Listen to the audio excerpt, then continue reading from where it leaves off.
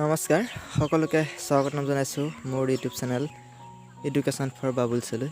আজি বিহু কেইদিন ভিডিঅ' দিব পৰা নাই, যথেষ্ট ব্যস্ত তথা নিজৰ কিছু সমস্যাৰ বাবে, তাৰ বাবে মই ক্ষমা প্ৰাৰ্থী।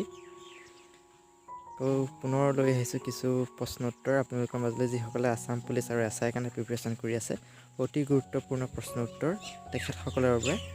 বলক তেন্তে আজিৰ এই ভিডিঅ'টো আৰম্ভ কৰোঁ। প্ৰথম প্ৰশ্নটো হ'ল, অসমৰ প্ৰধান প্ৰাকৃতিক ভাগ কেইটা? ইয়াৰ উত্তৰ হ'ব অসমৰ প্ৰধান প্ৰাকৃতিক ভাগ 4টা। 2 নম্বৰ প্ৰশ্ন, অৰ্জুন বঁটা বিজয়ী প্ৰথম অসমীয়া কোন? অৰ্থাৎ প্ৰথম অৰ্জুন বঁটা কোনে লাভ কৰিছিল? ইয়াৰ উত্তৰ হ'ব ভোগেশ্বৰ বৰুৱা। দৌৰবিদ ভোগেশ্বৰ বৰুৱা 1964 চনত তেওঁ লাভ কৰিছিল এই বঁটা। 3 নম্বৰ প্ৰশ্ন, অসমৰ আটাইতকৈ ওখ মন্দিৰটোৰ নাম কি? ইয়াৰ উত্তৰ হ'ব শিৱসাগৰৰ শিৱদৌল। শিৱদৌল হৈছে আটাইতকৈ অসমৰ ওখ মন্দিৰ। আহোম স্বৰ্গদেউসকলে নিৰ্মাণ কৰিছিল এই মন্দিৰ। 4 নম্বৰ প্ৰশ্ন, অম্বুবাচীৰ অৰ্থ কি? অৰ্থাৎ অম্বুবাচী মেলা প্ৰত্যেক বছৰে পতা হয়। এই অম্বুবাচীৰ অৰ্থ কি? অৰ্থাৎ অম্বুবাচীৰ অৰ্থ হ'ল বৃষ্টিপাত, অৰ্থাৎ বৰষুণ, মানে চোৱা হোৱা বুলি কয়, যিটো খাটি অসমীয়াত ক'বলৈ গ'লে আৰু। অন্য এটা প্ৰশ্ন, অসমৰ প্ৰথম মহিলা ACS বিষয়া কোন? অৰ্থাৎ আছাম ACS বিষয়া সুচিব্ৰতা ৰায়চৌধুৰী। 6 নম্বৰ প্ৰশ্ন, শুৱালকুছি কিয় বিখ্যাত? ইয়াৰ উত্তৰ হ'ব পাট মুগা উদ্যোগৰ বাবে। 7 নম্বৰ প্ৰশ্ন, অসমৰ কোনখন চহৰত ITI খন অৱস্থিত? অৰ্থাৎ ITI কলেজ প্ৰথমখন। ইয়াৰ উত্তৰ হ'ব গুৱাহাটীত। গুৱাহাটী দেশৰ ভিতৰতে এখন উৎকৃষ্ট ITI। 8 নম্বৰ প্ৰশ্ন, অসম বিশ্ববিদ্যালয় ক'ত অৱস্থিত? আছাম ইউনিভাৰ্চিটি। ইয়াৰ উত্তৰ হ'ব শিলচৰ। এখন প্ৰতিষ্ঠা হৈছিল 1994 চনত। শিলচৰত অৱস্থিত। 9 নম্বৰ প্ৰশ্ন, কেতিয়া কাজিৰঙাক বিশ্ব ঐতিহ্য ক্ষেত্ৰ ৰূপে স্বীকৃতি প্ৰদান কৰিছিল? এইটো অতি গুৰুত্বপূৰ্ণ প্ৰশ্ন। ইয়াৰ উত্তৰ হ'ব 1985 চনত।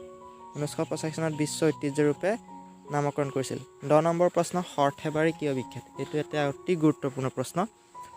ইয়াৰ উত্তৰ হ'ব সৰ্থেবাৰী কাঁহ পিতলৰ উদ্যোগৰ বাবে। সৰ্থেবাৰী বিখ্যাত। 11 নম্বৰ প্ৰশ্ন, পৃথিৱীৰ ক্ষুদ্ৰতম নদী দ্বীপটোৰ নাম কি? ক্ষুদ্ৰতম পৃথিৱীৰ। ইয়াৰ উত্তৰ হ'ব উমানন্দ। অসমৰ গুৱাহাটীত অৱস্থিত। ইয়াৰ বৃহত্তম নদী দ্বীপটো আমাৰ অসমতে অৱস্থিত। 12 নম্বৰ প্ৰশ্ন, পৃথিৱীৰ ভিতৰত আটাইতকৈ বেছি বৰষুণ হোৱা ঠাইখনৰ নাম কি? ইয়াৰ উত্তৰ হ'ব মৌচিনৰাম। এই মৌচিনৰাম মেঘালয়ত আছে। পৃথিৱীৰ ভিতৰত আটাইতকৈ বেছি বৰষুণ দিয়ে। 13 নম্বৰ প্ৰশ্ন, উত্তৰ পূৰ্বাঞ্চলৰ বৃহত্তম ৰাষ্ট্ৰীয় উদ্যানখনৰ নাম কি? এই প্ৰশ্নটো প্ৰায়বোৰ পৰীক্ষাতে আহে। ইয়াৰ উত্তৰ হ'ব নামদফা ৰাষ্ট্ৰীয় উদ্যান। অৰুণাচল প্ৰদেশত আছে নামদফা ৰাষ্ট্ৰীয় উদ্যান।